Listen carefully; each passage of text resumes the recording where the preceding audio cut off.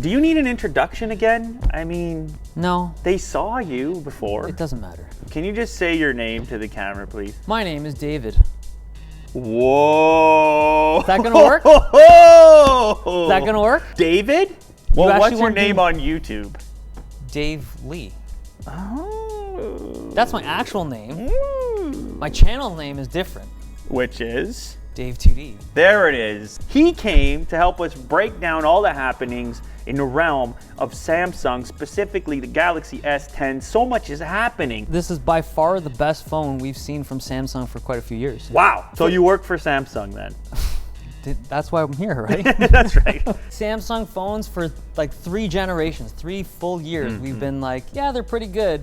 Right. And we've never seen something that felt genuinely fresh. The hole punch. It gives you the impression of an all new product.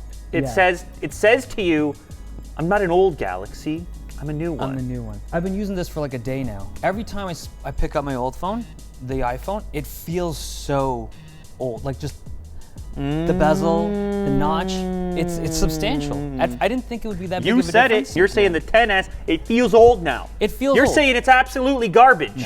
Switching from a notch to this phone doesn't feel like a huge difference at first, but coming back to a notch, it feels like, wow, there was a lot of bezel. I was looking at a lot of black stuff around the screen. A lot of notch. That's attached to novelty in general. The new thing, it just feels refreshing. You know, has your life improved No. with the hole punch versus the notch? I would say no.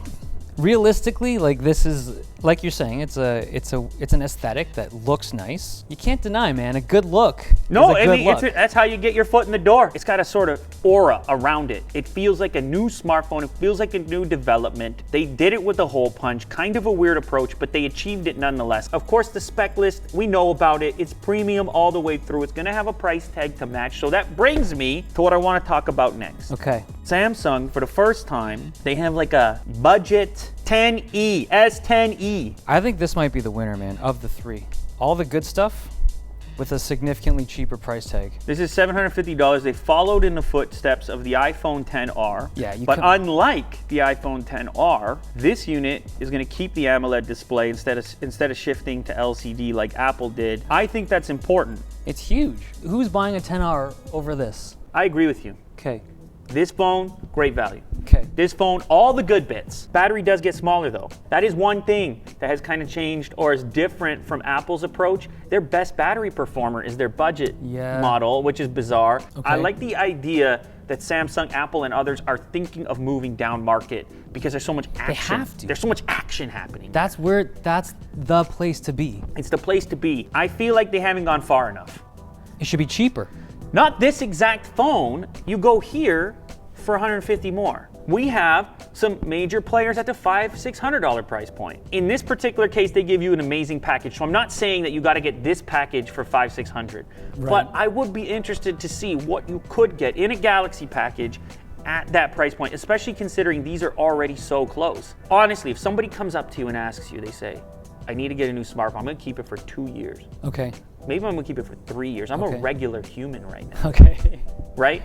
Are you gonna? And they're You tell them to save $100 for this? Yeah, they're gonna say that's $150 over the 3 years I'm gonna own it. Should I really save a few bucks and get that one, or should I get the triple camera setup and the bigger battery associated with the full-fledged S10? It's a tough conversation. If you have access to a particular budget, you're locked in at that budget. You can't stretch it. Like $100, $150 is substantial It's when it comes to, right? So It's I feel like something. that's the market they're hitting. And the thing is, they're smart. The feature set on this thing is, they've done it just right. Like you want a little bit more, but it's like, this is gonna work. If I was to make a choice, I'd get the S10 over the S10 Plus for a myriad of reasons. But if I had to choose between the two, like the S10 and this, and say they were the same price, and they were actually the same price, there's a part of me that would actually go for this. It looks cool, that thinness, that like tapering and whatever, but when if you had to hold an object in your hand, this just feels better in your hand. I hear you, man. Maybe this is gonna be a big seller.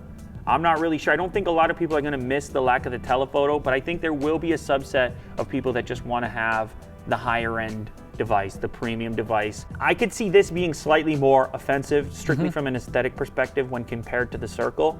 So that may sway some people to the smaller sized unit as well. Still not representing, in my opinion, the best value in the smartphone marketplace. No, of course not. But if you want to play in the premium territory, you can now get there for less than you have in the past, or at least you currently are, at $750 USD. S10e, you're saying it's a go. You're saying you're buying this. You're saying you're using this. You're saying this is your next device. You're saying your SIM card is going into that smartphone. This one or the 10. Haven't decided yet, but it's going to be one of the two. Okay. Very interesting times to be alive in the smartphone universe that we currently occupy. S10. We'll be back.